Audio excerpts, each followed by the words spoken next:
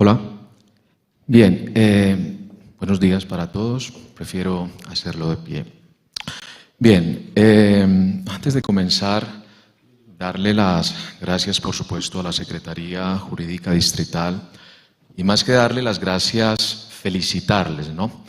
Porque esta actividad que estamos desarrollando durante esta mañana, más que servir para dar algunas directrices, algunos consejos, si se quiere, sobre lo que deben contener esos programas de transparencia y ética empresarial para las entidades sin ánimo de lucro, es una oportunidad, digámoslo así, doctor Iván David, justamente para demostrar, visibilizar, comunicar ese esfuerzo que están haciendo, en este caso entidades, sí, como la Alcaldía de Bogotá, particularmente a partir de sus dependencias, en este caso como la Secretaría Jurídica Distrital.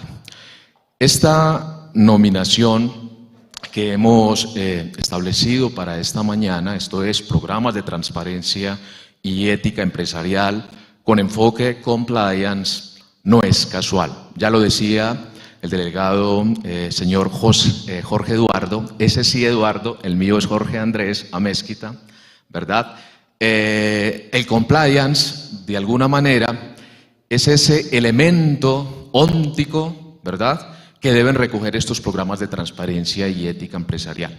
Porque con seguridad todos habremos revisado la circular 58 del año 2022, habremos observado los distintos requisitos, ahora nos van a hablar sobre ello, y de alguna manera hemos reflexionado, bueno, cómo desarrollar, cómo implementar, cómo llevar a cabo todos estos mecanismos, ¿no? Pero más allá de eso, más allá de requisitos, lo que interesará, lo que se pretende o lo que propenden estos modelos, es por generar esa lógica ética, ¿verdad?, óntica, que es lo que realmente recogen estos programas de cumplimiento. Bien, para desarrollar la temática que hemos previsto para el día de hoy, voy a hacer una pequeña aproximación al concepto de compliance. Ya el delegado de la superintendencia me ha hecho el favor de anticipar, de adelantar conceptualmente lo pertinente. Vamos a avanzar en ese concepto de programas de transparencia y ética empresarial desde esa perspectiva o enfoque de compliance. Y finalmente vamos a hablar de un aspecto sumamente importante que ya también la delegada de cumplimiento de la superintendencia me ha hecho un favor muy grande justamente de ratificar una tesis que yo he venido postulando justamente sobre la función de los programas de transparencia y ética empresarial como mecanismo de descargo, ¿verdad?, en el marco de la responsabilidad legal de personas jurídicas por delitos bajo la Ley 2195. De manera que no, digamos, lo copié, sino que ya estaba establecido previamente. Muy bien, vamos a ir avanzando en estas distintas temáticas. Si apelamos a una traducción literal del término, ¿verdad?, por ejemplo, diccionario de Cambridge, pues encontraremos que compliance traduce conformidad. Si apelamos a otras traducciones, cumplimiento, que quizá es una de las más utilizadas en nuestro entorno, o más bien en los países de habla hispana, pero como también lo mencionaba el delegado de la superintendencia, señor Jorge Eduardo, más allá de conformidad a derecho, más allá de cumplir requisitos, más allá del cumplimiento normativo estricto de acuerdo con la normativa que nos aplique, lo que buscamos es ese componente ético, ¿verdad?, en nuestro actuar por convicción. Yo diría que ese elemento define muy bien lo que buscan los programas de cumplimiento, pero por convicción, no porque una norma nos obliga. De alguna manera, ¿verdad?, estas directrices, estas normativas que se van generando por los organismos de supervisión nos invitan a eso, ¿verdad?, a cumplir primero unos requisitos, pero luego nos vamos dando cuenta de las ventajas que eso comporta para las organizaciones, por ejemplo, de carácter estratégico. Algunas organizaciones difícilmente hacen negocios o pueden operar si no tienen programas de cumplimiento, y esa es un poco la lógica de lo que se pretende con este tipo de programas. Sobre ello, entonces, vamos a hablar un poco cuáles son esas ventajas, más allá de las desventajas, que a veces se ve esto como una carga, ¿no? ¿Por qué? Porque hay que invertir unos recursos en la implementación de los programas, pero luego a lo largo del tiempo o con el paso del tiempo nos daremos cuenta que al final es un elemento necesario para el cumplimiento estratégico, ¿verdad?, de los objetivos de las organizaciones. Esta pirámide que tenemos en pantalla, la denominada pirámide de la responsabilidad social corporativa de Archie Carroll o pirámide de la responsabilidad social empresarial, nos permite entender muy bien hacia dónde vamos en las corporaciones, hoy las ESAL, ¿verdad?, cuando proponemos programas de cumplimiento, por utilizar esa denominación que de alguna manera predomina en el ámbito internacional, ¿verdad?, y que no se reduce únicamente, lo vamos a ver, al cumplimiento de requisitos normativos. En esa base, ¿verdad?, si bien las entidades sin ánimo de lucro no nacen con ese objetivo, es decir, de producir lucro, sí unos beneficios a reinvertir, como lo mencionaba el delegado de la superintendencia, no obstante tienen unas responsabilidades económicas. ¿Sí? Se ve muy bien en las sociedades comerciales que se constituyen justamente para producir unos beneficios y luego repartir unos unas utilidades a los respectivos dueños, accionistas, ¿verdad?, o quienes tengan participación en las mismas. En esa misma lógica, las corporaciones se pueden entender en esa lógica, ¿verdad?, económica. En este caso, con los fundadores, con los asociados de número, en fin, con quienes, ¿verdad?, afectan un patrimonio en estas entidades y en consecuencia tenemos unas responsabilidades frente, ¿verdad?, estas corporaciones. Sin embargo, hay una escala posterior y es que esa actividad de las organizaciones, ya lo mencionaba el doctor William Mendieta al inicio, ¿verdad?, hay un gran número de entidades sin ánimo de lucros, sin lucro, por decirlo de alguna manera, vivas, pero que no tienen un funcionamiento efectivo y en ese sentido podemos decir no hay un desarrollo legal o un cumplimiento legal por parte de esas corporaciones. Nosotros nos constituimos y tenemos una serie de obligaciones, simplemente por mencionar algunos ejemplos de carácter laboral, de carácter tributario, de control. Ahora vamos a hablar sobre vigilancia, control, inspección, etcétera. Y en ese sentido, mírense que nosotros tenemos unas obligaciones de carácter jurídico, legal. La circular 58 de la que se va a hablar ahora en un momento, de alguna manera podría verse como, bueno, un requisito más, una norma más. Eso, si lo vemos desde ese punto de vista, como una obligación, como algo que tenemos que cumplir por la amenaza a la sanción, digamos que ubica a nuestras organizaciones en esa segunda escala de responsabilidad meramente legal, pero no por convicción, sino porque lo tenemos que hacer. La idea es que nosotros trabajemos con convicción de que cumplimos la normativa porque creemos que es lo que debemos hacer. Y vamos a poner un ejemplo, la misma legislación laboral nos permite saber eso. ¿Cuántas empresas buscan de alguna manera eludir responsabilidades laborales y lo que, ¿sí?, buscan de alguna manera es defraudar las expectativas de sus trabajadores? En cambio otras que entienden, ¿verdad?, que cumplir con la legislación laboral no es porque me van a sancionar, sino porque esas personas forman parte de la organización. Mírese cómo ahí hay un compromiso ético de quién, de quienes dirigen esas organizaciones. Y así podríamos ahí ir con todos los espectros normativos aplicables a las organizaciones para darnos cuenta que una cosa es cumplir por miedo a la sanción y una muy distinta, que es lo que buscan los programas de cumplimiento bajo una orientación de compliance, cumplir por convicción. Pero todavía hay una escala más alta. Dicho de otra manera, esta pirámide lo que busca es que nosotros como organizaciones vamos escalando esa pirámide justamente para ser, digámoslo así, mejores ciudadanos corporativos. Y en ese sentido, entonces, nos empezamos a preocupar por las contrapartes, por los consumidores, por todas aquellas personas con quienes nos relacionamos, de manera que generemos, de alguna manera, efectos positivos allí en aquellas comunidades en donde operemos. Y ojalá que de alguna manera ese cuarto escalón define mucho lo que persiguen muchas entidades sin ánimo de lucro, y es que impactemos finalmente de manera positiva, ¿verdad?, esas sociedades en las que operemos. Es decir, que nos preocupemos por fenómenos como el hambre, como la educación, el medio ambiente. Mire, son unos fines filantrópicos que no tienen nada que ver, bueno, tienen mucho que ver, pero no están guiados exclusivamente por la obtención de beneficios, sino por otros fines que de alguna manera son los que persiguen las organizaciones bajo ese enfoque de compliance. Por eso hace un momento o al principio mencionaba que compliance no debe reducirse en términos de traducción a cumplimiento, porque cumplimiento nos suena a ¿sí?, cumplir con la normativa. Y cumplir con la normativa es solamente un escalón que tenemos que caminar en esa senda de generar corporaciones éticas y ojalá con ese fin filantrópico que invita entonces a hacer de alguna manera un efecto positivo sobre las sociedades en las que operamos.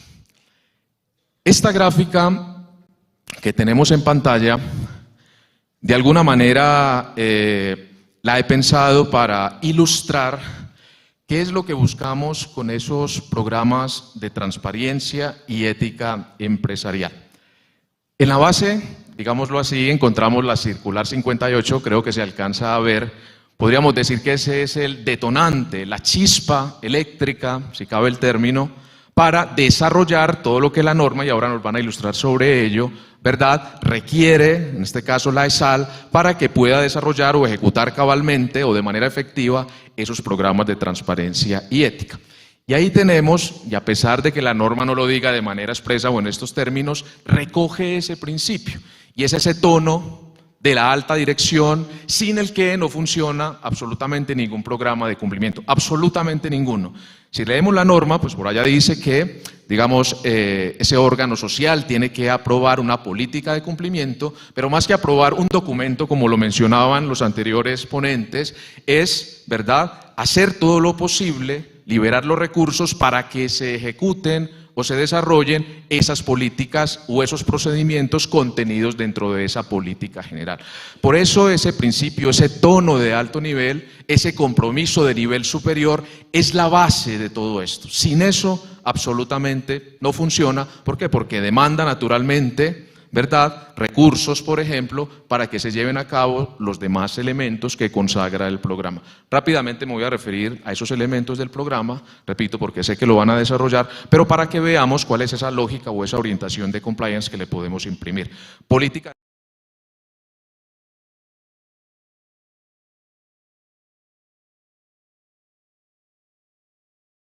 empresarial, una matriz de riesgos, lo menciona expresamente la disposición, sin la que pues, no se pueden primero identificar, como lo veíamos, medir, valorar los riesgos y por supuesto desarrollar las respectivas actividades de control, políticas específicas y procedimientos, por ejemplo, y entre otros, el conocimiento de esas contrapartes, ¿verdad? Los protocolos con reglas menciona la norma, entre otros, para gestionar, regular todo lo relativo a regalos, gastos, contribuciones políticas, etcétera, actividades de debida diligencia, por ejemplo, y en este caso para conocer cuál es el origen de los fondos que finalmente alguien decide invertir, por ejemplo, en nuestras organizaciones. Actividades de autocontrol, de auditoría incluso establece la norma, ¿verdad? Previsión de deberes en todos los niveles dentro de la organización, canal ético o canal de denuncias, se menciona de manera muy sutil, pero no saben, de hecho lo mencionaba el delegado de la Secretaría de Transparencia, todo lo que comporta, todos los beneficios, ¿verdad?, que comporta tener una línea ética, un canal de denuncias dentro de las organizaciones, por supuesto la respectiva actividad de verificación o investigación de esas denuncias, mecanismos sin el que no funciona, digamos, ninguna línea ética, y por supuesto la previsión de mecanismos de control. Una política documental, si bien la norma hace alguna referencia a que tiene cierta primacía esta política en términos del control o de las operaciones transnacionales, yo diría que la política documental es transversal a la operación de la misma organización y a la ejecución del mismo sistema de cumplimiento. Y por supuesto divulgación. Esto, lo que estamos haciendo hoy aquí, es una actividad de divulgación, pero puesto en términos de la corporación o de ejecución del programa, se trataría entonces de comunicar, no solamente a nivel interno. Esto no es algo de un personaje que se denomina oficial de cumplimiento, ¿verdad?, o de la persona que asume o lidera el programa de cumplimiento dentro de la empresa, sino que lo debe conocer primero todas las personas a nivel interno y de ahí hacia afuera todas las personas con quienes nos relacionamos como corporación. De alguna manera, cuando uno revisa la estructura o todo lo que está detrás de la norma, pues entiende que ahí hay una lógica de compliance. De hecho, un aspecto que pues, personalmente me llamó mucho la atención de la disposición que estamos comentando, ¿verdad?, es justamente que apela a ese elemento que estaba en el proyecto de ley 340 del año 2020, 341, perdón, en la que los programas de transparencia y ética empresarial, ¿verdad?, los conecta directamente con esa lógica de compliance internacional, ¿verdad?, que establece el mencionado proyecto que posteriormente se convirtió en la Ley 2195 del año 2022. Y ojalá allí en aquellas corporaciones que se lo puedan permitir, ese programa de cumplimiento cuente con un oficial de cumplimiento, que es la persona que de alguna manera desde su conocimiento técnico puede naturalmente liderar la implementación de estos programas, aunque no es una camisa de fuerza naturalmente para las corporaciones de naturaleza menor. Y se espera entonces que toda esta fuente de energía de iluminación, la lámpara que tenemos en pantalla a nivel metafórico, ilumine, por decirlo de alguna manera, la actividad de todas las personas con quienes nos relacionamos, tanto a nivel interno como a nivel externo. ¿Esto qué significa? Y retomo una expresión de la doctora Mary, quien mencionaba programas de papel, el famoso paper programs, ¿no? No sirve de nada absolutamente una política guardada en el cajón, un manual guardado en un cajón, si esto no tiene realización en la práctica. Entonces, la manera de desarrollar esto, o de verlo más bien, es cómo eso que establecemos en una política, en un procedimiento, etcétera, realmente cumple su función en la práctica. Quizá no se ve, pero igual creo que pueden acceder a la presentación luego, o si no también directamente la podemos hacer llegar. El delegado de Secretaría de Transparencia exponía algunos estándares. Exponía la ISO 37001 antisoborno, la ISO 31001 sobre técnicas de identificación de riesgos, pero hay una norma sumamente importante, más reciente, la ISO 37301, que es la norma por excelencia a nivel internacional, reciente, repito, en este caso para el desarrollo de sistemas de gestión de compliance. Y cuando uno hace una comparación, yo los invito que si se quedan cortos en la sustancia de esos programas de transparencia y ética empresarial que establece la circular 058, hagan una revisión de la ISO 37301, porque como pueden ver de manera rápida, tiene unos objetivos de integridad, de cultura, de conformidad, de buena reputación, de valores, de ética, de cómo, bajo ese ciclo PHBA, cómo planificar, cómo hacer, cómo verificar, cómo actuar, y finalmente lo que buscamos, entre otros fines, es ese cumplimiento de la legalidad. De manera que, cuando revisamos, repito, el contenido de la circular 58 y lo contrastamos con una norma internacional de esta naturaleza, podemos entender entonces cómo nos sirven los estándares internacionales y por qué lo que ha hecho esta disposición que estamos comentando, me refiero a la circular 58, es recoger unos principios internacionales, unas directrices que nos van a ayudar, nos van a aportar, repito, no solo para el cumplimiento de la legalidad, que es un fin válido, pero más allá de ese fin válido es cumplir esa legalidad, pero por convicción, porque hemos entendido que hay que hacerlo y no porque la circular nos lo impone. Bien,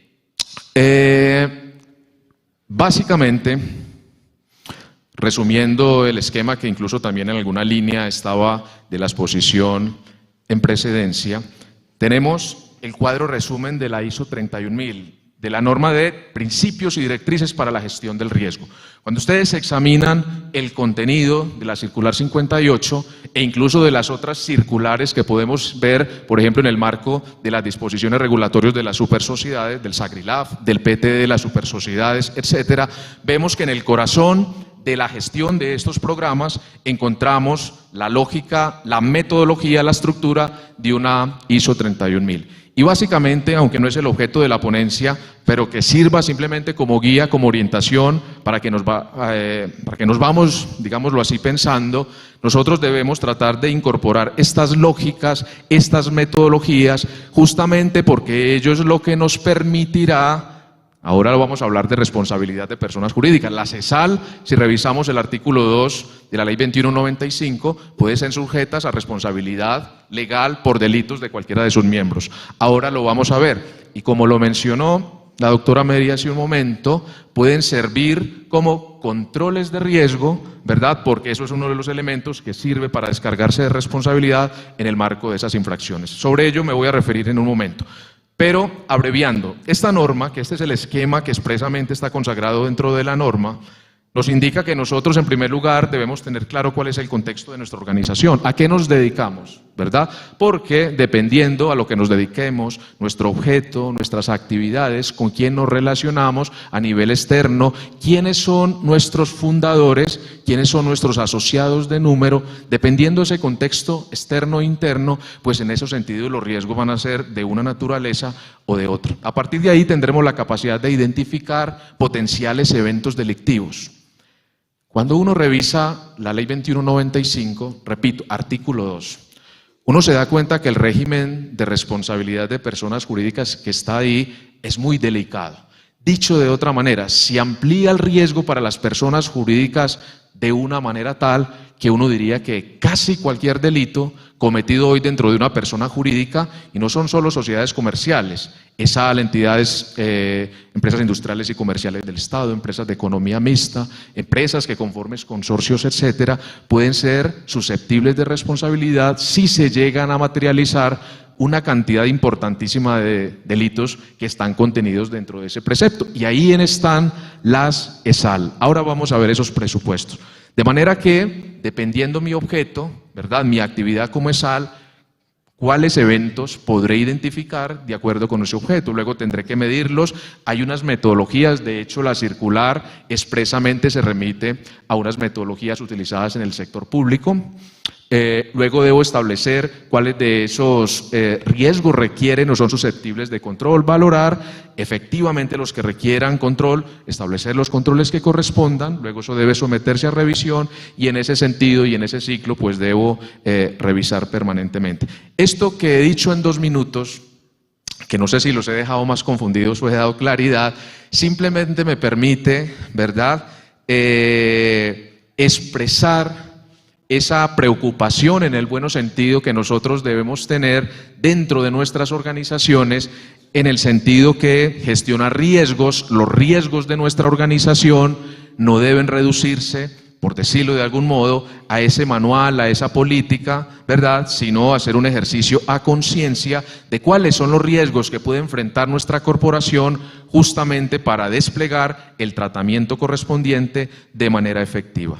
Otro punto que nos mencionaban hace un momento, ¿verdad?, hablando de deberes, de asignación de responsabilidades, ¿verdad?, nos permite evocar un modelo más que teórico, práctico, muy conocido a nivel internacional, que es el reconocido modelo de las 3 líneas de defensa, hoy denominado líneas de defensa, en el sentido, y lo que más nos interesa, un programa de cumplimiento. Si no hay compromiso de ese órgano de gobierno, si no hay compromiso de esa dirección, si no hay un compromiso de la primera línea, que aquí es lo que no más importa, es decir, de aquellas personas que en el día a día gestionan los procesos de la organización. Vamos a imaginar un responsable de compras o un área comercial de una sociedad comercial o un área comercial de una entidad sin ánimo de lucro, que es perfectamente válido. Si esa persona no se ocupa, ¿sí?, de identificar, de tratar los riesgos que puede enfrentar durante el día a día, pues en consecuencia será muy difícil que podamos en ese sentido controlar los riesgos que advierta la organización. Si hay digamos, una persona, un responsable de una segunda línea, un delegado de supervisión, un oficial de cumplimiento, lo menciona la norma, ojalá la corporación se pueda dotar de ese oficial de cumplimiento que va a apoyar, que va a orientar esa gestión. Y también lo menciona la norma, una tercera línea de defensa, una función de aseguramiento, una función de auditoría que justamente nos va a permitir examinar bajo unos planes de auditoría naturalmente, qué es lo que se viene realizando, cómo se viene desarrollando, o si los controles previstos para mitigar la posibilidad de que se nos materialicen esos riesgos, pues realmente se ejecuten en la práctica. Es un poco, excúsenme que lo haga de manera muy rápida por el tiempo, pero es una panorámica muy general de que lo que tenemos dentro de nuestra normativa, dentro de nuestra circular 058, básicamente es un extracto de lo que se viene desarrollando a nivel internacional en materia de cumplimiento normativo, entre otras cosas, insistimos, porque evoca expresamente ese prenotado del proyecto de ley 341 del año 2020, repito, que se remite a los programas de cumplimiento o compliance a nivel internacional. Utilidad, si lo quieren ver desde el punto de vista de los beneficios, si lo quieren ver desde el punto de vista de la gestión de riesgos de carácter legal, yo insisto que se den una revisión del artículo 2 de la Ley 2195, en el que se dice que las personas jurídicas, ¿verdad?, de todas las categorías que allá se mencionan, entre ellas la CESAL, pueden ser objeto de sanciones, distintas tipologías de sanciones, en este caso, digámoslo así, por su supervisor natural, en caso de que se materialicen una serie de delitos. Y no establece de manera específica cada tipo penal, sino que se remite a títulos del Código Penal. De manera que si hacemos un ejercicio, por ejemplo, del número de delitos contra la administración pública que allí se mencionan, contamos con plena seguridad más de 45. Si miramos los delitos contra el orden económico y social, con plena seguridad que también superan 45. Y así podríamos ir con los distintos títulos que consagra el Código Penal, o más bien la Ley 2195 con remisión al Código Penal. La misión nuestra es cuáles de esos delitos podrían o serían susceptibles de materializarse dentro de la organización. Ojo, ya no solo por los administradores, como lo mencionaba la Ley 1474, ¿verdad?, antes de la reforma de la Ley 2195, solamente por un delito que era el cohecho por dar o ofrecer, sino por esa gran cantidad de delitos y, repetimos, por cualquier funcionario. Dicho de otra manera, a día de hoy, bajo la letra de la ley, un delito cometido por cualquier empleado de la organización puede generarle responsabilidad de naturaleza legal a la corporación por delitos. Presupuesto número 1. Naturalmente debe haber una sentencia condenatoria, un principio de oportunidad, pero ello resulta factible si en efecto se ha dado un delito y se dan los presupuestos para la condena o sanción de esa persona natural. Segundo criterio, segunda condición o segundo presupuesto, que sea una actividad que le genera un beneficio para la organización.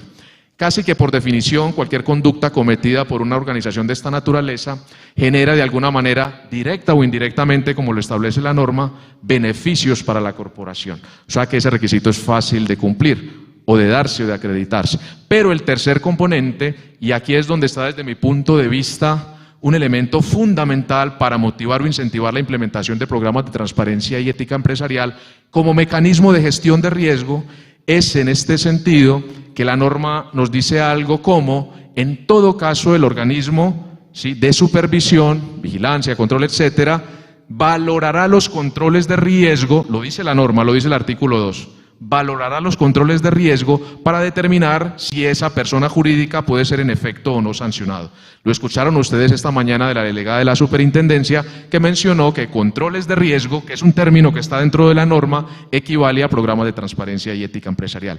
Porque si uno revisa la norma no tiene eximentes, ni consagra a los PTE como atenuantes. Entonces uno dice, ¿y entonces para qué un PTE si igual se comete un delito y me van a sancionar? No, de hecho por ahí tengo algún escrito o varios en internet sobre esto, en donde hemos afirmado desde el principio que ese tercer presupuesto le da cabida a los programas de transparencia sin que la norma lo diga expresamente, justamente porque en esa lógica de compliance internacional, ¿verdad?, programa de transparencia equivale de alguna manera al comportamiento, a esa expresión de la corporación en términos de su actuar, si es que me va a sancionar o me van a sancionar a mí como corporación por el delito.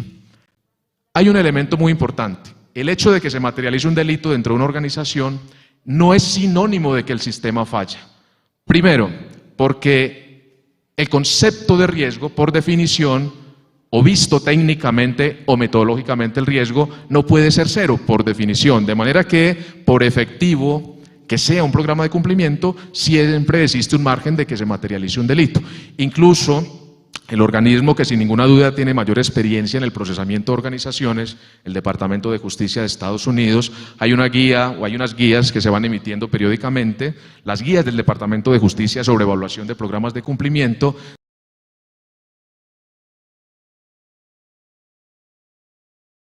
determina que un indicador de efectividad muy importante del funcionamiento efectivo de esos programas es que el programa tenga la capacidad de detectar delitos, ¿verdad? Y eso justamente es lo que explica que dentro de los objetivos de la norma, de hecho no recuerdo si he incluido el slide dentro de la presentación, se encuentre no solamente la prevención, lo pueden leer usted, sino también la detección y la respuesta o reacción frente a esos programas.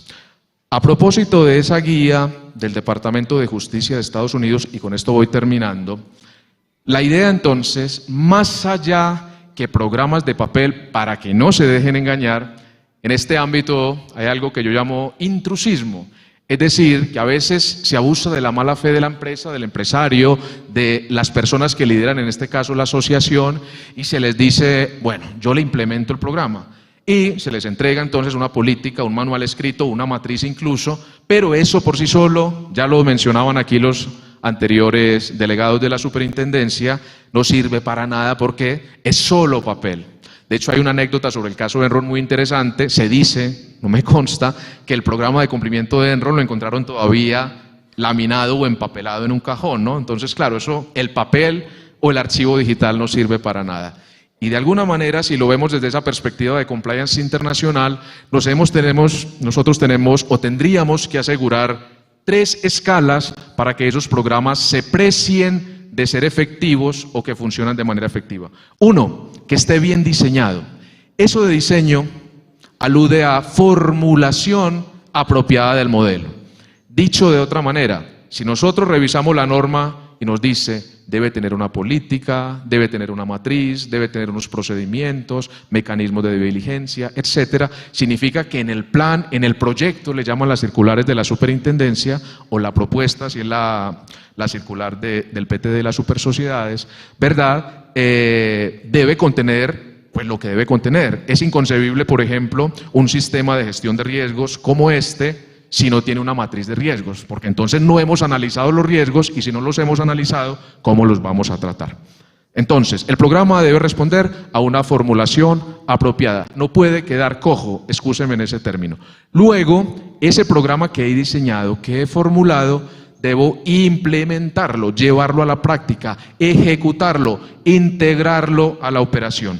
De manera que si yo tengo un protocolo de debida diligencia que dice que voy a conocer a las contrapartes, los voy a consultar en listas restrictivas internacionales, etcétera, pues tendré que hacerlo, por ejemplo, en procedimientos de compra, etcétera, ¿no? Dicho de otro modo, lo que he dicho que voy a hacer, en efecto debo hacerlo y por supuesto generar evidencia, porque cuando la autoridad de supervisión me examine mi programa, pues lo que va a pedir son evidencias naturalmente de esa ejecución más que de la fase de formulación.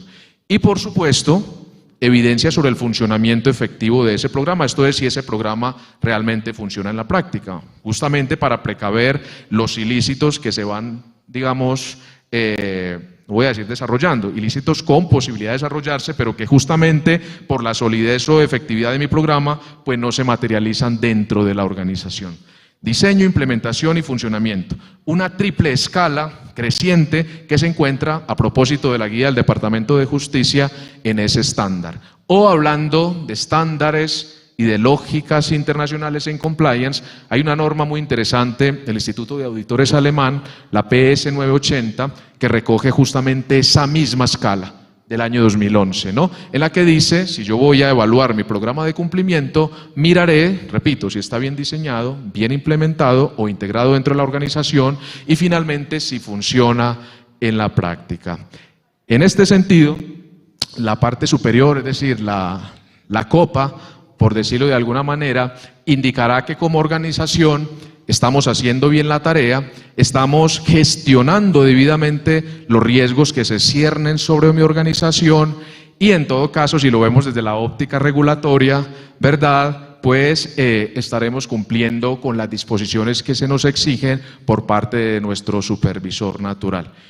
Y un elemento para finalizar, cada vez más, con esta lógica de compliance, las organizaciones van entendiendo que el relacionamiento comercial, jurídico, de cualquier naturaleza, cada vez se hace más difícil, más complejo, si no tengo un programa de cumplimiento. Con plena seguridad que en sus organizaciones, cuando de alguna manera están entrando en relaciones con otra, con una empresa, en fin, de cualquier sector, pues se nos exige, se nos pregunta cuáles son nuestros modelos de cumplimiento antilavado, si tenemos un programa anticorrupción, si tenemos un programa de transparencia y quizá puedan preferir, por ejemplo, a otro proveedor si es que somos un potencial proveedor frente a nosotros porque no tenemos políticas de cumplimiento, ¿verdad? Ni qué decir si nuestra organización tiene un relacionamiento comercial o jurídico internacional en el que, repito, cada vez es más difícil relacionarse, hacer negocios, si no contamos con un programa de cumplimiento. Muy bien, eso es todo entonces lo que teníamos para decir esta mañana, esperando, por supuesto, que en sus organizaciones caminen hacia esos programas de cumplimiento por convicción y no por miedo a la sanción. Muchas gracias.